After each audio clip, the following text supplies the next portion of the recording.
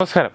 അനധികൃത സ്വത്ത് സമ്പാദന കേസിൽ മുഖ്യമന്ത്രിയുടെ ചീഫ് പ്രിൻസിപ്പൽ സെക്രട്ടറിയും കിഫ്ബി സിഒയും മുൻ ചീഫ് സെക്രട്ടറിയുമായ KM എബ്രഹാമിനെതിരെ CBI അന്വേഷണത്തിലുള്ള ഹൈക്കോടതി ഉത്തരവ് വന്ന പശ്ചാത്തലത്തിൽ പരാതിക്കാരനായ ജോമോൻ പുത്തംപുരയ്ക്കലിനെ കള്ളക്കേസിൽ കുടുക്കാൻ ശ്രമിച്ചുവെന്ന വെളിപ്പെടുത്തൽ വീണ്ടും ചർച്ചയാകുകയാണ്.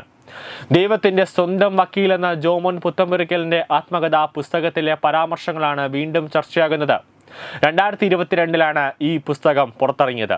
വ്യക്തിവൈരാഗ്യത്തിന്റെ പേരിൽ KM എബ്രഹാം തന്നെ കള്ളക്കേസിൽ കൊടുക്കാൻ നോക്കിയെന്നാണ് പുസ്തകത്തിൽ ജോമോൻ പുത്തംപുരയ്ക്കൽ വ്യക്തമാക്കുന്നത്.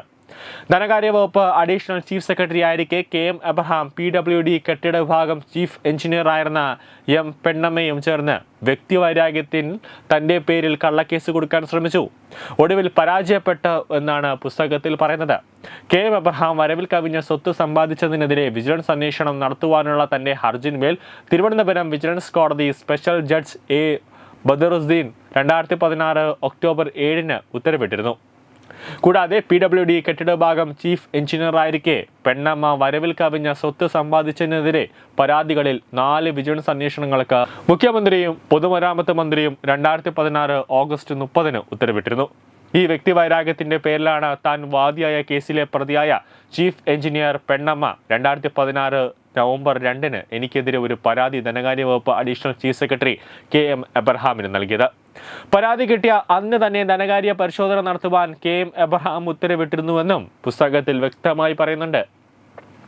കഴിഞ്ഞ 20 വർഷക്കാലമായി തുടർച്ചയായി എറണാകുളം PWD റെസ്റ്റ് ഹൗസിലെ 17-ാം നമ്പർ AC റൂമിൽ സർക്കാരിന് വാടക കൊടുക്കാതെ താമസിച്ച് വരികയാണെന്നാണ് കെട്ടിട വിഭാഗം ചീഫ് എഞ്ചിനീയർ പെണ്ണമ്മയുടെ പരാതിയിൽ പറയുന്നത്.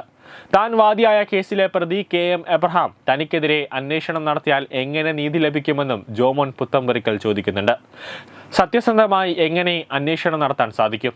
എൻ്റെ ഭാഗം കേൾക്കുകയോ എന്നോട് ഒരു വിശദീകരണം പോലും ചോദിക്കുകയോ ചെയ്യാതെ ഏകപക്ഷീയമായിട്ടാണ് KM എബ്രഹാം 2016 നവംബർ 5 അന്വേഷണം നടത്തി സർക്കാരിന് റിപ്പോർട്ട് സമർപ്പിച്ചത്.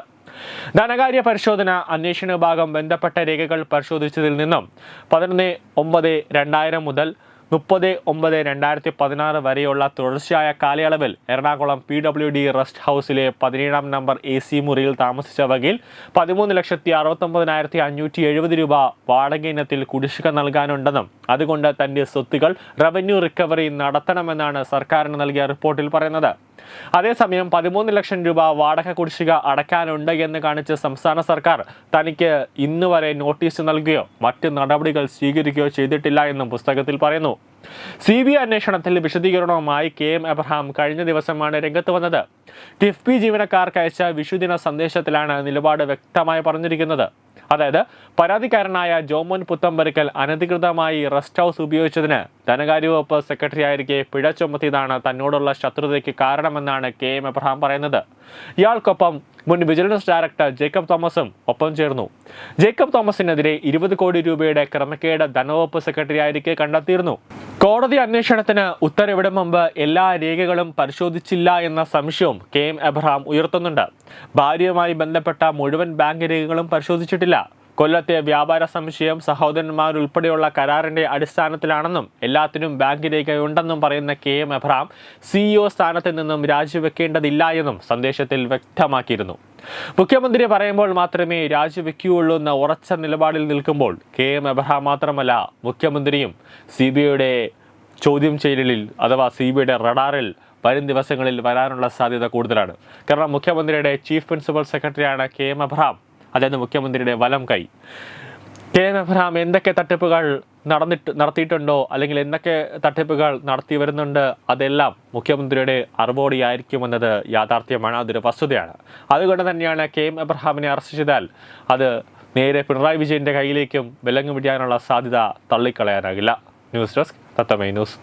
Partner Edubix online executive education, focus physiotherapy centre Pattom, Unnat engineering Gujarat, തീർത്ഥയാത്ര.com, iron build Gujarat, PRS hospital Killippalam Thiruvananthapuram.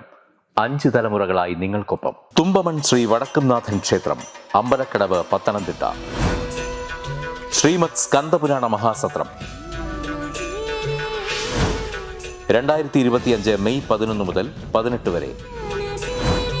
Brahmashri Mumbai Chandrasekhara ശർമ്മയുടെ മുഖ്യ കാർമ്മികത്വത്തിൽ മഹാഗണപതി ഹോമം, സ്കന്ദപുരാണ പാരായണം, മഹത് പ്രഭാഷണങ്ങൾ, പൂജഹോമാദികൾ, കലാസാംസ്കാരിക പരിപാടികൾ. സത്രയജ്ഞ കർമ്മങ്ങളിലേക്ക് എല്ലാ ഭക്തജനങ്ങളുടെയും സാന്നിധ്യവും സഹകരണവും സാദരം അഭ്യർത്ഥിക്കുന്നു. മഹാസത്രവേദിയിൽ മെയ് 18-ന് പഴനി അരുൾമിക ദണ്ഡായുധപാണി സ്വാമി ദേവസ്ഥാന അർച്ചക സ്ഥാനികർ ശ്രീസെൽവ സുബ്രഹ്മണ്യ ശിവശാരിയാരുടെ മുഖ്യ കാർമ്മികത്വത്തിൽ നടക്കുന്ന അതിശ്രേഷ്ഠവും സർവൈശ്വര്യദായകവുമായ സ്കന്ദഹോമം.